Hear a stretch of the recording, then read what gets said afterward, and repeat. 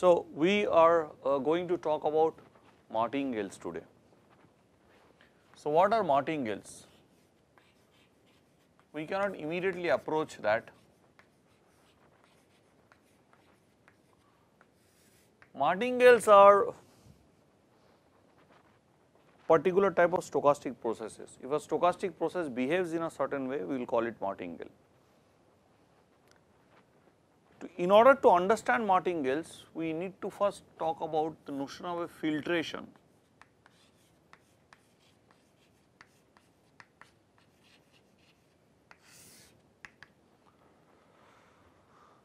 Of course, in any discussion that we begin with, always keep in your mind that even if I do not mention it, underlying everything is the following probability space. Okay. Now, what essentially is filtration? Filtration is the part, what happens is that as a random experiment progresses and new information becomes available, you know which part of the sigma algebra you already know. So, some part of the sigma algebra would be completely revealed. So, some part of f, a subset of f would be revealed once we start getting more information. For example, I throw a fair coin. So, if I throw a fair coin, there are 8 possibilities. Okay. So, let me write down what are the 8 possibilities.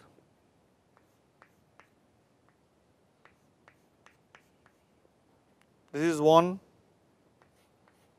or we can have all heads, head, tail and then head, head, tail and tail, tail, tail and head, tail, head and head, tail, head, tail, tail, tail, tail. These are the 8 possibilities if you throw 3 coins in or 1 coin thrice in succession. So, you are doing a repeated experiment. Now, suppose I know that the first coin, I tell you, okay, suppose I do not allow you to see the experiment, I am conducting the experiment, and I tell you, okay, the first coin has turned out to be head. Okay. Then what are revealed to you? What events are revealed to you? If the first coin is head,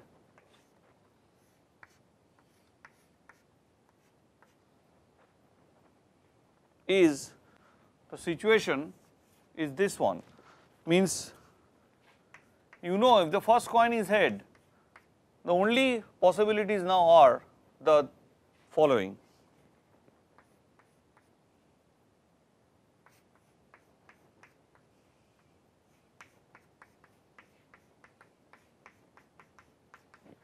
Sorry. So, once I know that the first coin is head, there are only these possibilities that can occur.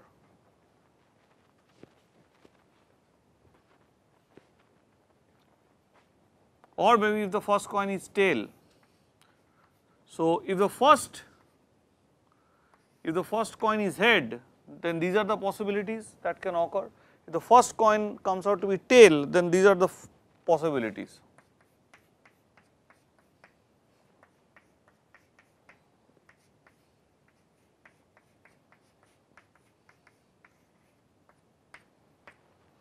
So, if the first coin, the outcome of the first toss is known to me, then given any omega, if you give me any omega in any sequence of 3 tosses, I can tell you whether this will be revealed or this will not be revealed, this will be an outcome or this will be not an outcome. Suppose I tell you, okay, the first coin is toss, the head has come out to be head, and you say, okay, can tail, tail, tail come? No, the tail, tail, tail will come in the complement of this AH, this is the complement.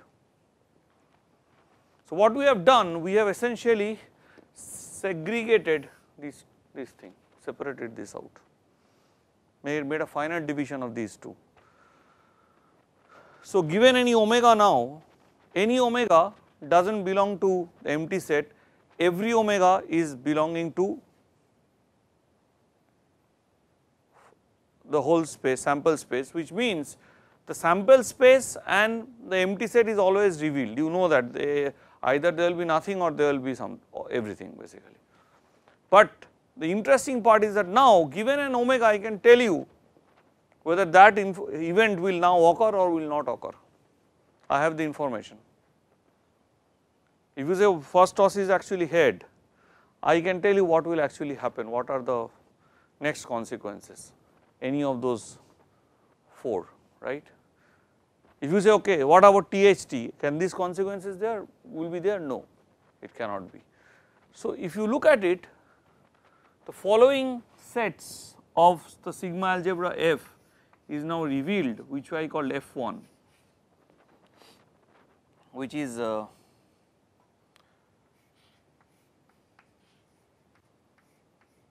if I have a knowledge about the first toss, these are the sets of the sigma algebra which is revealed, and this itself, F1 itself is a sigma algebra,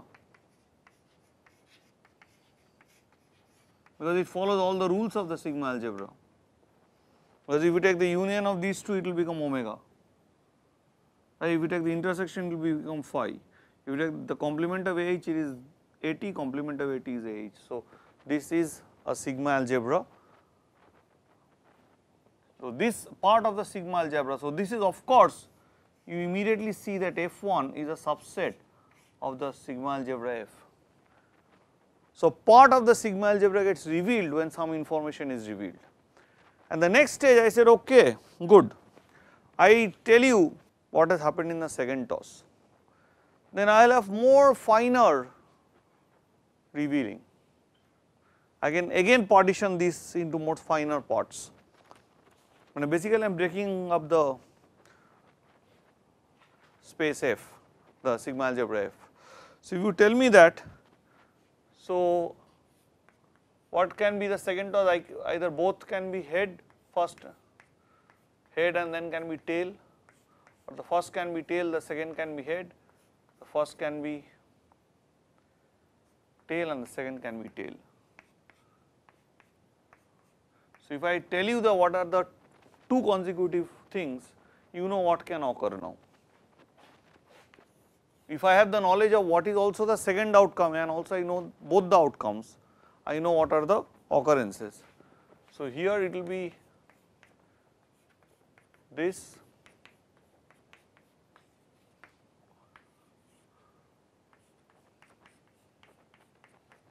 nothing just but just augmenting with head or tail, that is all.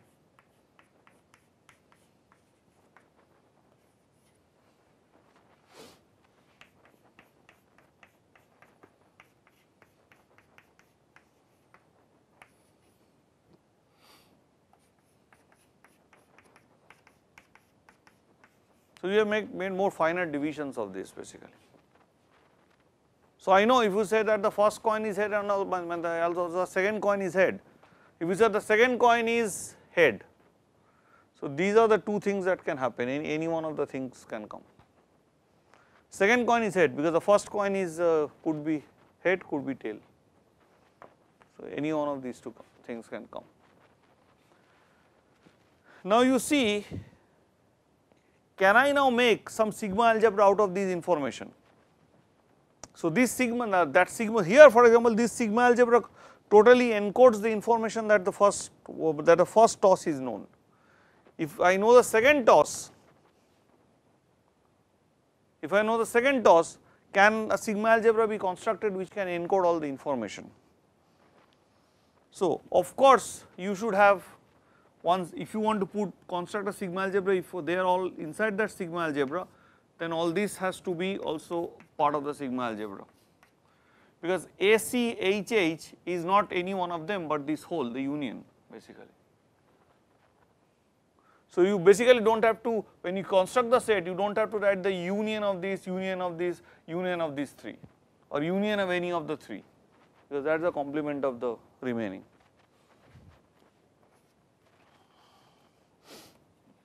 So, you can take the complement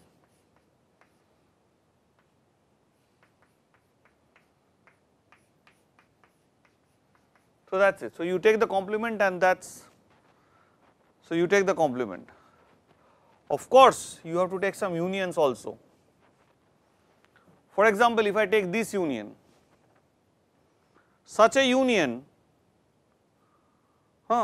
does not, such a union for example does not appear in any one of these sets already known. For example, if you take this set and take their union, there is nowhere I can find anything, right.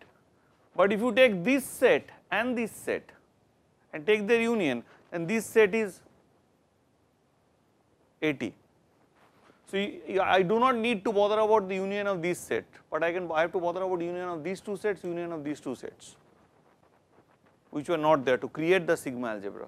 You see, AH and AT is anyway revealed even if I know the second choices. The first choice must be either head or tail. So, these are already there. So, whatever is known at the first stage will always be carried on to the second stage, because they are anyway revealed. For example, if I take the union of these two and take the complement of that, that would anyway give me AH. So, AH and AT anyway will continue to be revealed, right. So, essentially if I want to construct F2, you see how fast the size of the cardinality of this set will grow. So, AH and AT will anyway be there, okay. You will also have these sets AHH, AHT, ATH, ATT. Of course, then you have to line up their complements.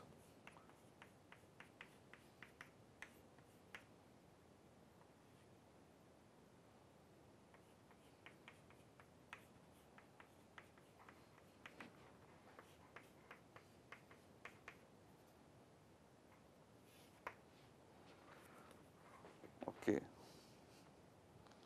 Now, you can combine this with this, do not combine this with this, because this with this will give you AH. So, it is already there, so you do not have to show that combination. So, A H H union A T H must be there, must be considered. A H H union A T T must be considered, because they will not form anything which is already given.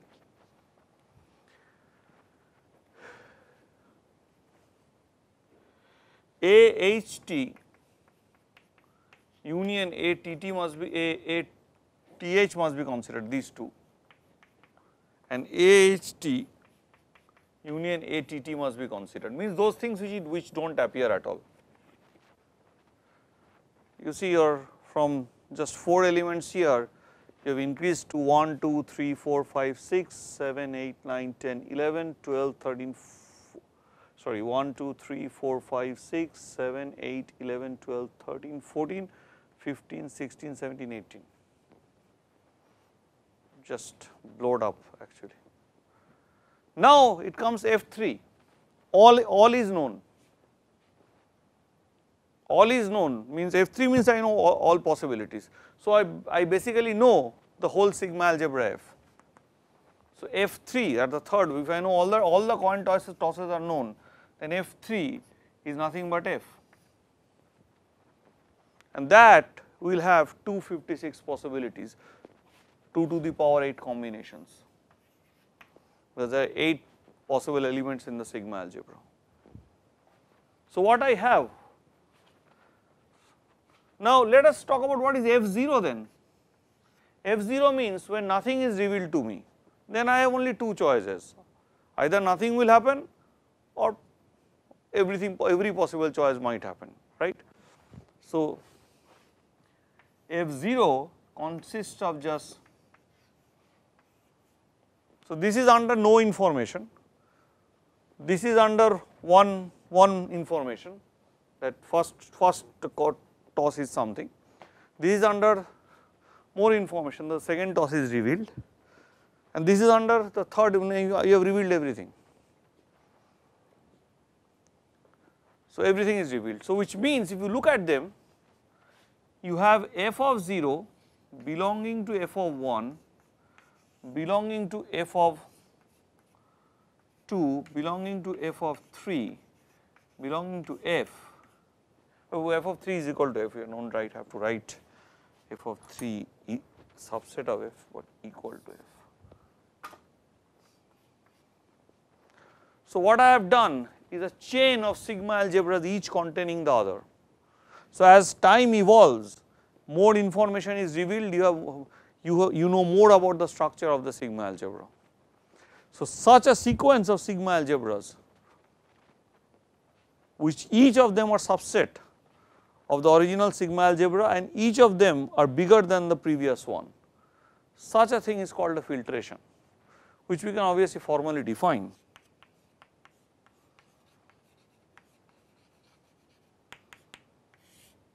So this is in a very discrete setting, you can define filtration in the following way. So this definition I have given from the book of Stephen Shreve's book called Stochastic Calculus for Finance.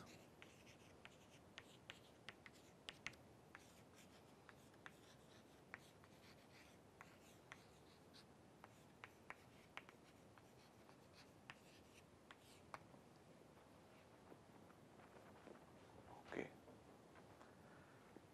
Now observe what I want to say. So if you have sigma f p and let t be a number greater than 0, assume that for t greater than equal to 0, less than equal to t, there exists, this is a symbol of there exists, a sigma algebra Ft. So whenever we are going to write continuous things, we will put it Ft instead of this t, just to differentiate between the discrete thing and the continuous thing. When we write the discrete thing, we will write it as a lowered index, and when we write the continuous thing, it is as if it is a function. So there exists a sigma algebra Ft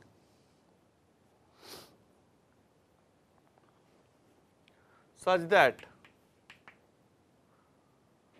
whenever I have s less than equal to t, f of s must be contained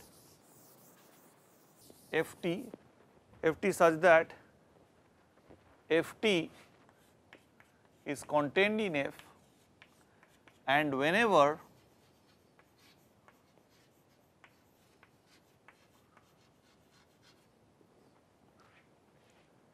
s is less than equal to t, it will f of s would contain, f of s will be contained in f of t. So f of t will contain f of s. So this condition has to satisfy it. Then if these are all satisfied, then the family of sigma algebras Ft, where t is from 0 to t, is called a filtration.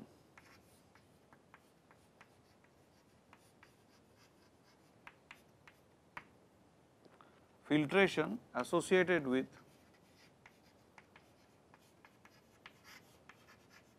with the probability space.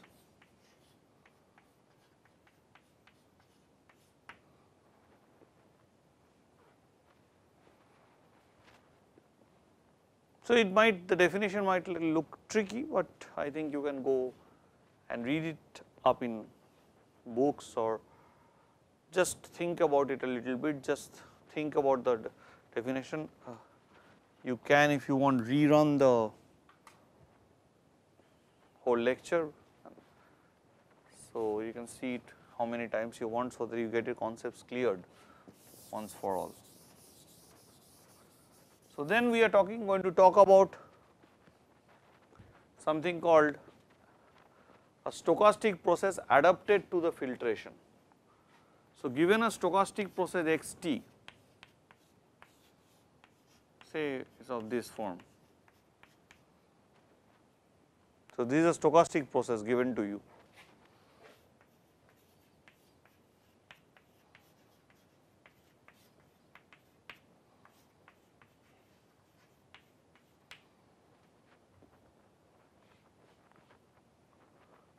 We say that this x t is adapted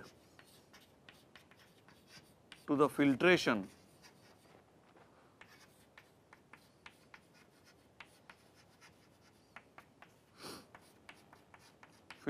f t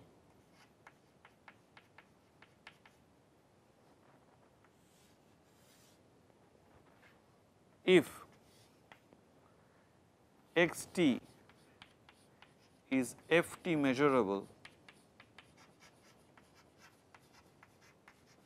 So, all these are all random variables. For every t between 0 to t, x t is some random variable adapted to the filtration if x t is f t measurable, and x t measurable, that is x t inverse of b belongs to f t for all Borel set B in R.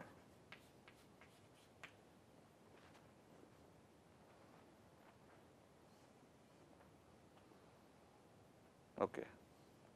This is the meaning of an adapted stochastic process. Martingales are special type of adapted stochastic process. So, first we will talk about discrete martingales, and then we will talk about continuous martingales. Do not get too much bother about their properties right now, except the one which we will require. So, suppose you have a discrete filtration, so Fn, so 0 to say n equal to 0 to capital N. Why I am using a finite class? Because I am essentially talking about finance. In finance, you have a trading horizon, trading time. So, trading starts at 0 and ends at t. So, ends at time n. So, that is why I am taking the simplest definition. You can possibly take n equal to 0 to infinity, that does not matter. You can have a stochastic process which is infinite. Stochastic processes are nothing but sequences of random variables, where the indexing is actually over time. Fn is a given filtration,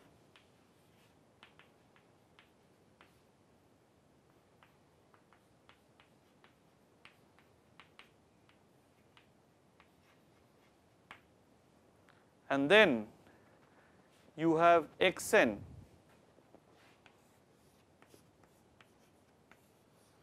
n equal to 0 to capital N,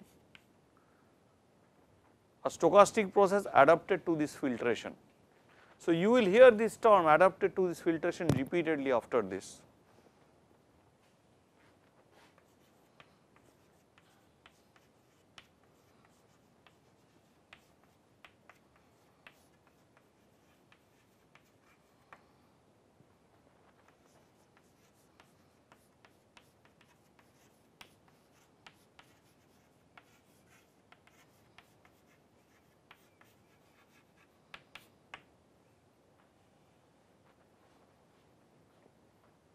stochastic process adapted to the filtration Fn.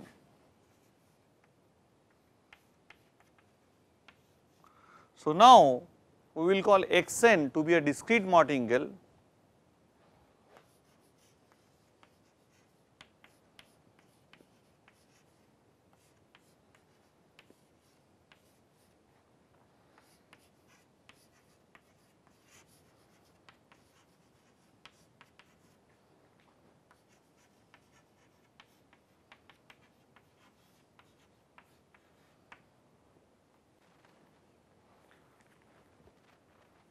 if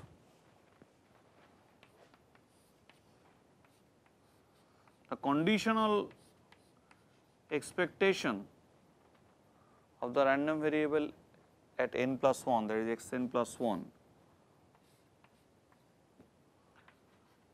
having the information till time n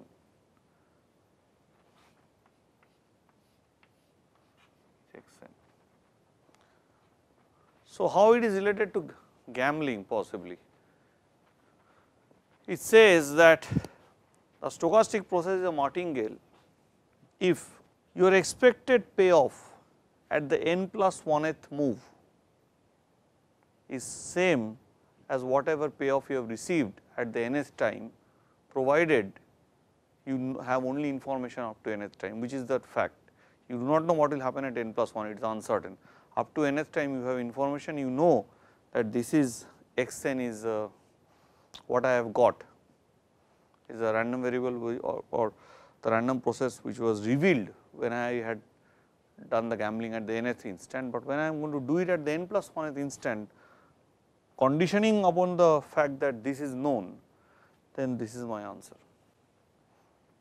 And I cannot expect to improve.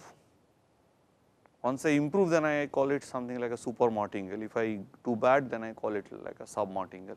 So, this is what one should expect, that I can only expect I will do as much as I did last time. My payoff would be as much as I had last time, nothing else. Of course, you can ask that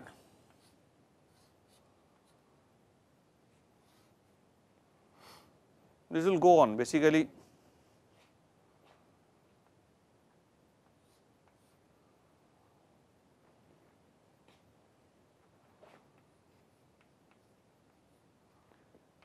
N minus 2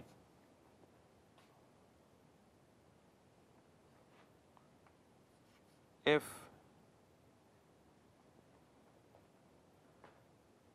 f n plus 1, this will again become x n plus 1.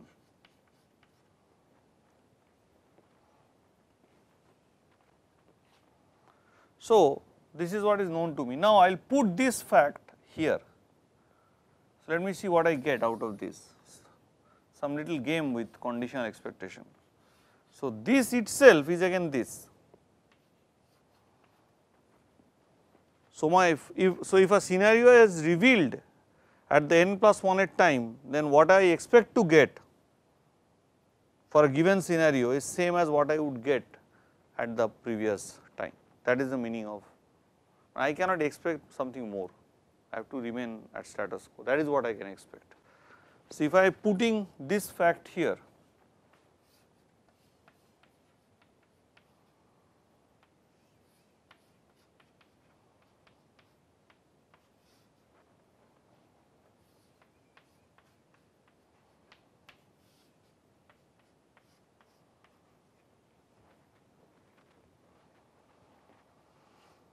then by using the Tower law of conditional expectation, because f n plus 1 is a larger sigma algebra than f n, I can write this is nothing but the conditional expectation of x n plus 2 conditioned on f n. So, it does not matter whether it is now n plus 2 or n plus 5 or n plus 6, you can. So, this is an application of the Tower law.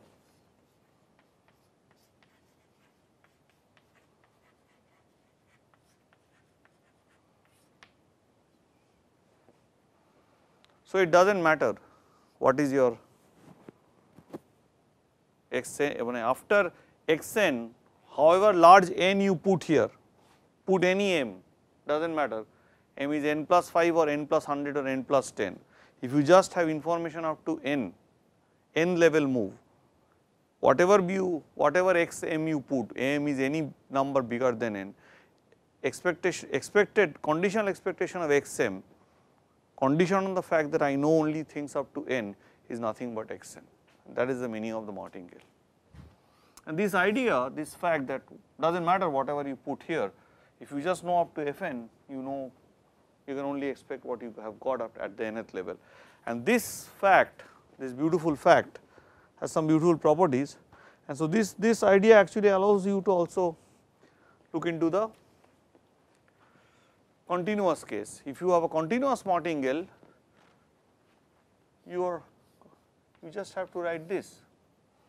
So, a continuous stochastic process x t given the filtration f s would remain to be x s whenever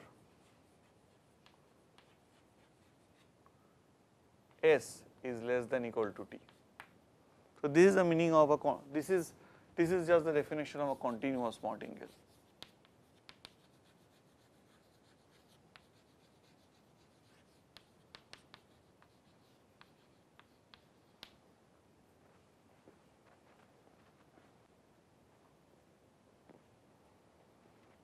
Okay. Now, I will just tell you one property is that it does not matter whatever be your position. If you take the expected value, just calculate the expectation of any one of the random variables, that is the expectation for each of the random variables. So, you have the stochastic process x1, x2, xn like this. So, x1, x2 dot up to capital Xn, x of capital N. Then if you take each of them as separate random variables and take their expectation, provided that this sequence is a Martingale, then every random variable will have the same expectation. So, this calculation can be done very simply. I will just do it on the top and end our talk today, and tomorrow we will start some lovely thing called Brownian motion, and that is the hardcore stuff, because Brownian motion needs to be known, because that will allow us to model the behavior of stock prices in a financial market, in a stock exchange possibly. So, here we just do it in a very simple way. So, take expectation of xn. So, this, okay, I am just writing, maybe I should write in a much more different way, but okay, I am just writing in the standard symbolic way. So, this is nothing but integral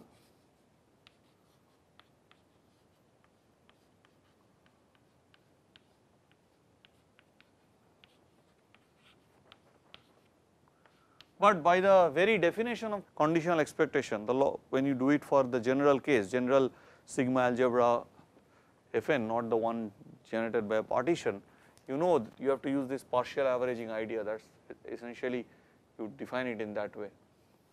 And this is nothing, this one is nothing but xn plus 1 Tp.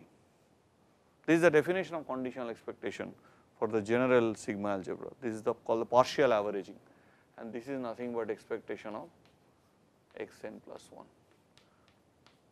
So, it does not matter. So, which means if x0 is equal to x1 is equal to E of x2. So, so what you finally get is E of x0 putting n equal to 0, that is equal to E of x1, that is equal to E of x2 .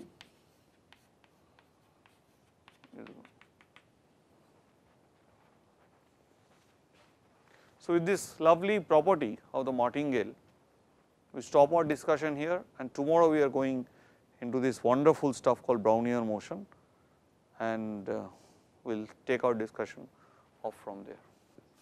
Thank you.